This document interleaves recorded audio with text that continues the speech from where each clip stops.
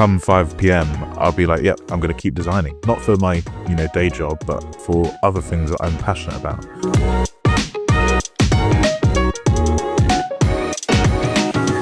Lánre, thanks so much for joining us. I really appreciate it. Your journey really highlights the fact that there are other ways to carve out a successful design career without formal education. Obviously, you're now brand designer at HSBC, which I know you love, and you're progressing so well, but you're still committed to helping others enter the industry, which is why you started The Junior, a community supporting emerging creatives, which is one of the reasons I was really excited to speak to you about this theme of multi-generational design teams, because I'm sure there's loads that we can learn from that insight and experience you have of supporting those early in their career. You're a great representative for those who entered the design industry without going to university, instead carving out your own route through self-learning, using YouTube, D&AD's Shift program, and your apprenticeships as well. Would you recommend that as a way into the industry rather than through a typical university course? Yeah, I think for me, 100% I think I'd recommend that over university any day. Especially if you're someone like me who I love the idea of learning, but I feel like with universities, there's obviously those things called exams. So I like listening, but I don't do well in exams at all.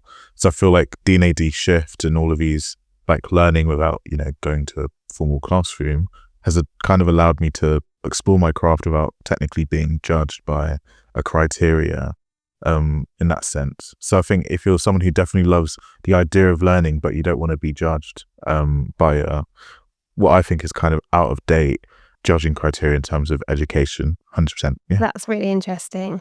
In terms of that out of date versus, obviously in design, you need to stay current and aware of trends and aware of new technologies and that sort of thing. How do you push yourself to keep learning and stay current, and how do you encourage others to do the same? So I feel like this isn't a surprise, but I feel like, especially people of my age, I spend a lot of my time on TikTok and LinkedIn. For me, like social media in that bucket is how I kind of stay current, just kind of look at new things. I get inspo from a lot of people on LinkedIn. It's just how I like to, look at people's work and kind of take inspiration for myself and what I'm doing, whether it's at work or just on a side project I'm doing in my own time. So, yeah. I feel like there's quite a mixed narrative about social media and the influence that it has on design at the moment. In particular, I guess for emerging creatives, it can be quite intimidating to see a lot of the finished product. Yeah. So it sounds like you have a really positive reaction to social media, but can you see how it's quite negative for other people? Yeah, and like to be honest, I get like that all the time. Like I always tell people, and I probably shouldn't say this in job interviews, like I'm not the best designer. I'm not going to claim that I am, because I know there are hundreds of different people who are better than me and are 100% shout on the rooftops. I think for me, back before I kind of used to judge myself against other people's work, I think it was quite intimidating because you'd see these amazing finished products, but then you have to remember that, like, oh my God, it's a journey. Like, we're seeing probably 1% of the work that has actually been output. They've probably made hundreds of iterations. It probably looked really crap in the beginning and now it looks amazing. So I feel like having gone through that, lens of being full-time in design and full-time in a design role, I just been like, you know what, who cares? You have to get to the destination somehow. So, and that's what people tend to present. So I think that's really healthy. I love that as an approach. Obviously, we're here to talk about age. So I know it's your birthday soon. You're going to be 22 by the time this goes out. So congrats. Yeah. So this might seem like probably a one-sided question now, but have you ever felt too old or too young for the role that you're in, or the situation that you're in at work? Oh, that's a really good question. Like for me, it feels really weird because if you'd asked me that 10 years ago, I mean, I was 12 10 years ago, so probably too young. But oh God, that's actually quite depressing to. Don't start with me, 'cause I've got 11 years on you. So, but I don't know. I think for me, now that I've been in my job for quite a while, I don't think I'm too young or too old. I feel like I'm the right age to kind of understand. Like I'm not too close enough to being a millennial, and I'm not too close enough to being a Gen Alpha.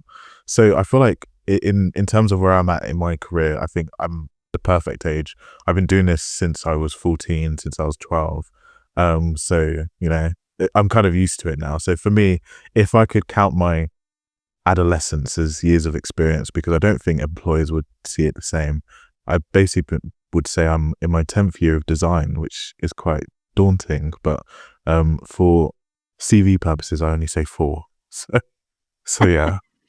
That's amazing. I love it that I mean, when I was, learning about you, I read that you started kind of learning on YouTube and stuff when, when you were like 12. So you've obviously been a real self-starter, Yeah. all the time, which is really admirable. And you mentioned that you don't, kind of identify with millennials or Gen Alpha. You are Gen Z. What unique qualities do you think that your generation does bring to design? What I love about Gen Z and young people in general is they ask the questions people aren't afraid to ask. So, like, for example, I think I said this recently, people are ready to ask why not instead of why, and like, just be those rule breakers. So I think in a way, I think the qualities, I think, for my generation, I think, are they're not afraid to break a few rules to kind of achieve what they want to do. Obviously, you can't break the law, but like the rules are there to be rewritten and broken. So I feel like our generation is definitely looking at how can we make the most impact by thinking literally outside of the box. I know that's a term people use all the time, but I think Gen Z especially, they just kind of, they see the line and then they completely erase it and move the boundaries all the way to the right if they want to. So yeah. Yeah, I can really see that. I know what you mean. And it's the same in the approach to work as well. In particular, this is highlighted in design. You can have sort of your side hustle and your freelance work on top. And obviously, you do a lot of initiatives and voluntary work outside of work as well. Mhm. I was reading earlier that 70% of Gen Z have a side hustle, which is much more than other generations. Do you think that that's a healthy rule to be broken, that you would do much more than the 9 to 5? Yeah, well, yeah, it depends. I am guilty as like, I'm very guilty because I have multiple things that I do outside of work. But it's kind of, I don't even have time for life anymore. But I feel like it also depends on what you do in your day to day. Like, for example, I'm a designer, but my side hustle is also design. So it's really interesting the fact that my 9 to 5, I'll go design for not every day, but design for a living. And then come 5 p.m., I'll be like, yep, I'm going to keep designing. Not for my, day job, but, for other things that I'm passionate about. Obviously, I don't just do design in my, in my extracurricular, but it's that thing of like, it just depends on the industry you're in. Because I know of people who are doctors, for example, but their side hustle is taking photography. I know people who work in finance, given because of where I work, but who again their side hustle is baking. So I feel like it just depends on what you're trying to achieve, and I feel like when that side hustle is different to what you do in your day to day, it's super healthy. But I feel like for me, it's questionable because my side hustle is my day to day. You're a busy guy. There's no doubt about that.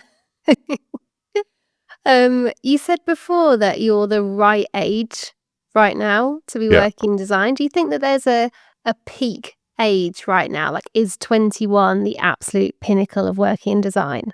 Damn. Oh well, I don't know if there's a peak age, but I think there's a limit, and I think that limit's retirement. So that retirement can be anyone's, like whenever you want to retire. In an ideal world, I'd love to retire by 40, but the way the world's going, probably not going to Go happen. for it. I So, support you. but I don't think there's a peak because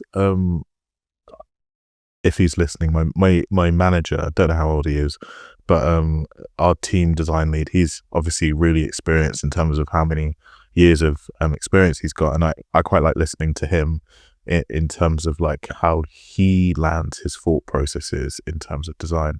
So I feel like whilst there isn't a peak, the more time you spend in the industry, the more wisdom you'll gain. And for some, that might be quite quick, because I know people who are quite young, you know, in their late 20s, they're already senior designers, creative directors. For some people, that might not come until later on in life, in their 40s, 50s. So I feel like it just depends on who you are as a person and as a designer in terms of, you know, where is that peak? And it's not the same for everyone. I guess it's the energy that you put in and get out. And Yeah. I think that's what you need to keep an eye on throughout your career and make sure that it's giving you back everything that you put in, that it's still rewarding. Yeah. So if that is 40 or 70, you know, that's up to how much you're enjoying the role, I suppose. You work in a team that obviously has a bit of a spread of age. Not everyone's like early 20s like you are. Mhm. How does having that multi-generational or broad range of ages impact your creative process, do you think? I don't know. I don't know. I feel like for me, I'm obviously one of those people like to just go guns blazing. Like, you know, I kind of forget about the process. And there should be a process, don't get me wrong. But I feel like with people who are a bit more experienced, they kind of like to take things a bit slower. Not because, you know, they want it to take forever, but they really like stop and think and be like, why are we doing this? How are we going to do it? And what's the end goal? So I feel like it's a nice mixture to have, because I know I've worked in, you know, side projects with people who are the same age as me, who like we get a brief, and I feel like this was in the beginning, but we get a brief and we're straight away, let's create an idea. Let's, you know, this is what they want to do. We're just going to go straight into the doing. And it's the same when I work with clients who are not designers. I feel like they're my favorite type of clients because they kind of don't ask for the why. But like, I know clients who, you know, I've got, I'm going to be like, I'd love to do discovery with you. And they're like, what the hell is discovery? I just want a website. I think people with more experience, I think are quite valuable in terms of the fact that they stop and ask the questions that are needed in the process. Nice. Yeah. I really like that. I can see that. What qualities or skills do you think are most important to creatives right now, regardless of age? Yeah, so I think for me, I feel like there aren't many like skills you need. I think the only one thing I say to people is, please, for the love of God, you need to know how to use the software. And I genuinely do not mean Canva. Love Canva, don't get me wrong. It's a great tool for marketers and people doing comms. But I fundamentally believe in my whole heart that you shouldn't use it for design as a professional career. Someone can shoot me if they hate me, but probably don't shoot me. But it's a debate I've seen on TikTok a lot. And Yeah. it just gets me. Once you know how to use the software, you can be taught anything. I think the sky's the limit in terms of what you can be taught. I learned, obviously, as you mentioned, I learned design when I was 12 via YouTube. I will be very real. They were shit back in the day. They looked awful. They were very bad. But it's the principle of just learning how to use the software. And I think because once you have a teacher, have a mentor, they can teach you the craft and how to get stuff. So I feel like you just need to learn how to use the tools that you need to use, and then everything else will fall into place. It's a tricky one, isn't it? Especially for younger creatives, because let's be honest, the Adobe software is expensive. Yeah. And it does take a long time to wrap your head around it. Like, I'm just learning Premiere Pro myself at the moment, and the hours on YouTube are like, Oh, it's intense, like above and yeah, beyond the it day job, you is. know? So it is a lot. And I miss the Um, days where you could crack software. If Adobe are listening to this, I promise you, I didn't crack software. I don't crack software no more. But when I was 13, and you know, it was free to download, I 100% did. And you know, that was how I kind of learned the stuff. And then you'd be annoyed because then they'd release new version of Adobe, and then you're like, oh crap, I need to find a way to crack this software now. But But now, yeah, honestly, I do agree. Nowadays, it is ridiculously expensive. I remember, cannot remember why, but I must have left my old job. And obviously my old job, I obviously had my Adobe subscription, which I could easily put on my personal laptop because I think you had 2 Macs. And then I obviously left, so I lost access to my Adobe subscription. And then I signed up for a free trial, completely forgot to cancel it. And £500 got taken. Oh, I was so annoyed. And I was like, I'm unemployed. I've got no job. And I needed it for a project. So it is very expensive, which I can understand. But there are now alternatives, which I've actually started using. I don't own a Adobe subscription because I don't need it in my personal life. At work, we've got this full suite, but obviously you can't put it on your personal computer, which is understandable. But I recently went to an affinity event with Creative Lives in Progress, and they gave out free vouchers for the software. I know. And it's basically the same as Photoshop, Illustrator, and InDesign. Yeah. So publisher, I'm going to butcher the name. I just know it's called Affinity. I'll look into that. So obviously wanted to speak to you about how people enter the industry now. Do you think that we need to take a different approach to recruiting junior talent versus people in more senior roles? Yes. Simple answer, 100%. Yes. Because, and I feel like, obviously I know Craft is a recruitment agency, so you might be able to, kind of chip in, but like when you're applying for an entry level job, just the term, or I'll start with entry level and then there's junior, but with a bit of experience. Entry level jobs should require 0 experience. In my opinion, I think should require absolutely no experience. Obviously, love LinkedIn. Can't lie, it's a bit of a cesspit sometimes, but love LinkedIn. And I remember seeing someone, I know show to this creator, I remember seeing someone who who's recently starting the apprenticeship at the Big Four. And I was reading a post that he wrote about like how he failed a lot of times. He didn't get a lot of roles. I think it took him quite a few tries. And then I just kept reading because I was like, oh, this is quite interesting. Agreed to it up until to the point they're saying, if you're not getting any apprenticeship roles, you're just not good enough. I don't think that's the full story. And this is apprenticeship roles. Obviously, it's not the same as entry level, but I think the thing applies.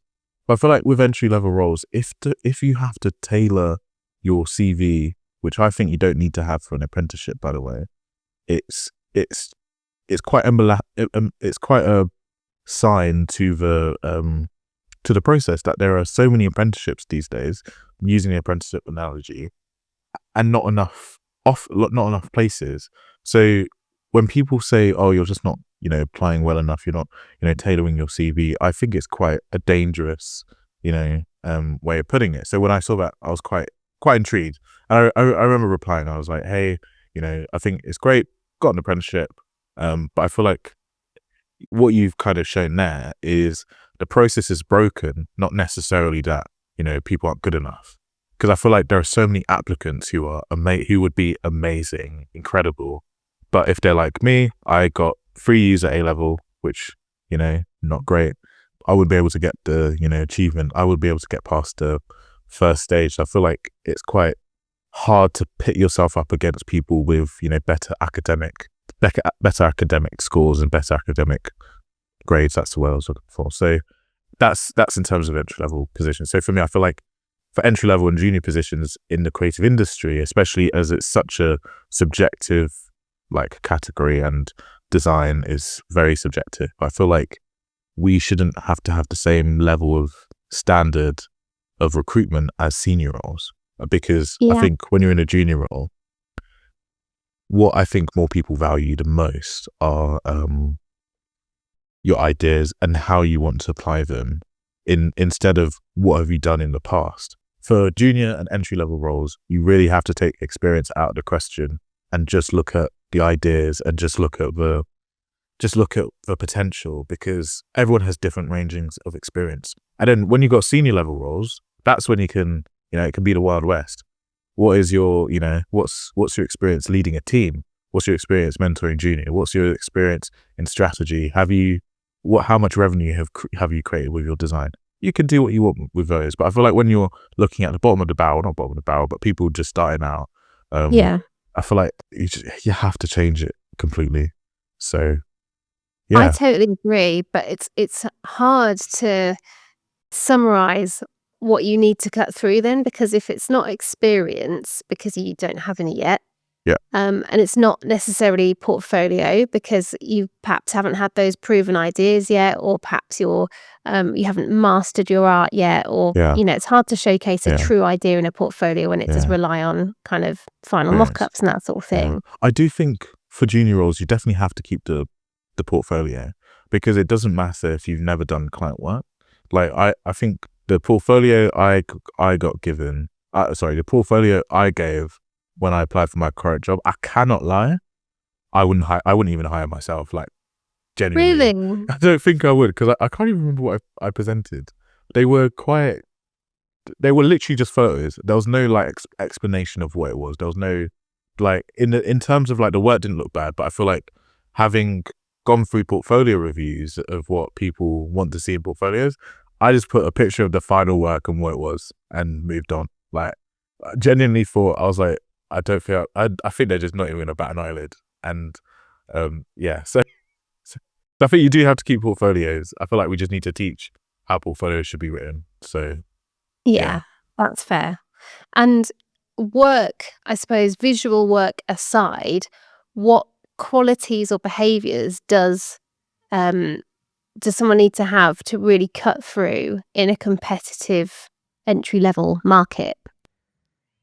you just need to have the passion, which seems is really hard. It's really hard to quantify what is passion and how do you put passion on a scale. But I feel like in any career, I feel like obviously if you could hire someone to be a lawyer without going to law school or doing any of that, and because they were just passionate about law, we would be doomed. But that aside. But I feel like for design, and I feel like for the creative industry, everything you can do can be taught. And if it can't be taught, then that's probably it's more of a problem on the industry than you as a person, because you kind of have to teach things. So I feel like for me, the qualities I'd look for if I was a senior, I'm not senior in any way, shape or form, but I think just people who have the passion, people who want to just learn and do cool stuff, and people who aren't afraid to ask tough questions, and not tough questions like, do you really need, I feel like just tough questions like, what if we kind of rewrote the brief a bit? Like how like just people who are willing and able to challenge what they think could be different, and just challenge the norm. And we go back to the Gen Z analogy. We like moving the goalposts. I just think just anyone who is willing and able to not be afraid to just kind of break the rules a bit more than they should.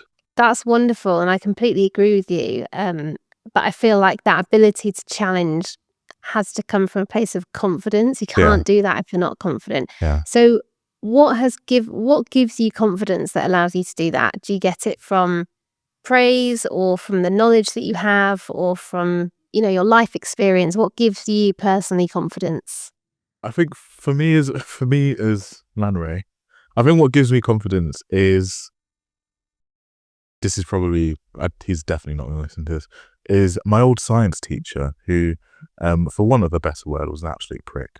Oh, Very I sorry. thought you I'm could have a so really lovely story there. no, genuinely, he. I think he knocked me down a lot. Pebble too. I think he. I don't want to say hate. Hate is a very strong word. I don't hate anyone, but I think for me, he really. I'm one of those kids who used to, I used to talk a lot about achievements when I was younger, and he was like, no one gives a shit. Like, he basically just said, when you're older, you're not going to do anything. You're probably going to be in prison. And I was like, you know what? If I have to prove anything wrong, Dr. Khan, I think I'm going to have to try and prove you wrong. So that thing of like, there's already been someone in my life who's already put me down a bit. So I feel like it can't get worse from there. There are people who will come and go, will hate you, they won't like you in the workplace. And that's fine, because I feel like as long as you know in your heart and in your soul what you're here to do, and, why you do your thing, like, I don't think you should care what other people think. It's just parade, which is why I've started posting more on LinkedIn, and without being afraid of what people at work will say. Be like, yo, you're talking a bit too much. I don't really care, and people don't, which is really good. But I'm just like, the world is your oyster. Just go for it. And I think that's what gives me confidence, because I'm like, I've already had a tough childhood. I don't need to have a tough adulthood. You're so wise, Lánre. I feel like I've never called a 21-year-old wise before, but clearly that passion, and experience that you've had has really fueled, your career that you've had, like you say, for like nearly half your life now. So it's something that's very unique to you and very wonderful to hear about, actually. You mentioned before about challenging the norm, and I just wanted to bring this back to something that we saw your talk at the D&AD festival last year, which is incredible. And you taught me that only 177 agencies in the UK pay the real living wage, which is really shocking. Yeah. How can we change that? Well, there's one simple answer, and that's pay everyone more. Like, literally, it's so, it might not be so easy. I don't want to pretend that I'm the finance guy at work, but I feel like it should be a given that if this is your passion, and say I was 10 years ago being like, oh, my earning prospects is I'm not going to make a lot of money, but if I become a lawyer and I graduate and I get into the magic circle, I can be making 160 grand in my first or second year of graduate. I would pick law. Again, I hate studying, so I definitely wouldn't pick law. But you see what I mean? So I just feel like we're losing people because it doesn't pay. And I'm in a great position in terms of like, I earn quite well for my age, in terms of like, because I've done an apprenticeship and I've done different things, and I do freelance. So for me, obviously, that I come from a very privileged position when I say this, but I feel we're going to lose people if we don't pay them what's right. There's a COSI lives crisis. Things are going up. I was doing an audit of my finances. My council tax is £1,800 a year, which is wild. And I feel like if I was, again, earning lower, I don't think I'd be able to afford that. And when you just factor in everything, especially London, very expensive. If the I can't remember what the national living wage is, or the real living wage is, but I think it's around £24,000 a year. That is absolutely nothing. And I just feel, it's not good. So I think how we can change that, again, plain and simple, pay people more. I think if I was in charge of the emerging talent department of an agency, if anyone wants to take a bet on that, I would probably sit in the room with the CEO and in the leadership team. I would print out for the plot, I'll say it. I'd print out the policy book and rip it up in front of them, just for the sake of it. I'd be like, this is how we're going to run things. And I would change everything from emerging talent to even more senior people, because once you start changing things at the bottom, you've got to start changing things as you go up as well. So that's how I put it. Very Gen Z of you to rip up the rule book. I love that. I mean, it is obviously a tough thing to do, is to be able to pay people more, because agencies are in a really tough position. But I do think we're doing something right. I do feel like we're headed in the right direction. I'm hearing a lot less about unpaid internships and that sort of thing now. Have you seen that change maybe in the last couple of years? Do you think we're heading in the right direction?